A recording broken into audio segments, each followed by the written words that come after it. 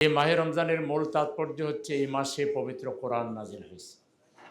এই কোরআনেরই সূরা শূরার ১৩ নম্বর আয়াত আমি আপনাদের সামনে পাঠ করেছি, যার অর্থ হচ্ছে আল্লাহ তাআলা বলছেন, নবী, আপনাকে যে দিন আমি দিয়েছি, একই দিন আমি মুসাকে, ঈসাকে, ইব্রাহিমকে, বেশ কয়েকজন নবীর নাম উল্লেখ করে আল্লাহ বললেন যে তাদেরকেও আমি একই দিন দিয়েছিলাম। অর্থাৎ সকল নবীকে আমি একই দিন দিয়েছি, যে দিনের নাম হচ্ছে ইসলাম।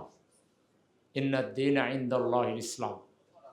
এবং সকল নবীর প্রতি আমার নির্দেশ ছিল এই দিন কায়েম করা, আল্লাহ তাতাফাররাকু ফি, এ নিয়ে কোনো মতানৈক্য মতবিরোধে লিপ্ত হয় না।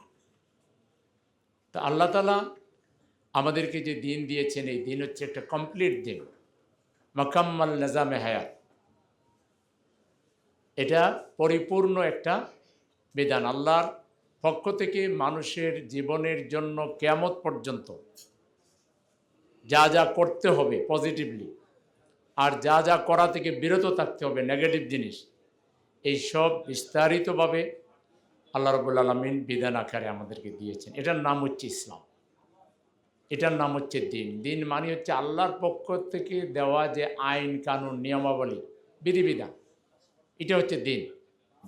এই বিধিবিধান আল্লাহ তাআলা এটাকে দিন কাইয়্যিম বলেছেন, মজবুত শক্তিশালী দিন, এটার মধ্যে কোনো দুর্বলতা নাই। এই বিধানগুলো পালন করলে ব্যক্তি, পরিবার, সমাজ, রাষ্ট্র সর্বত্র কল্যাণ নিশ্চিত হবে, মানুষ মর্যাদা পাবে, মানুষ অধিকার পাবে, মানুষ অন্যায় থেকে বিরত থাকবে, মানুষে ভ্রাতৃত্ববোধ তৈরি হবে, সমাজে সৌহার্দ্য তৈরি হবে, শান্তি প্রতিষ্ঠিত হবে।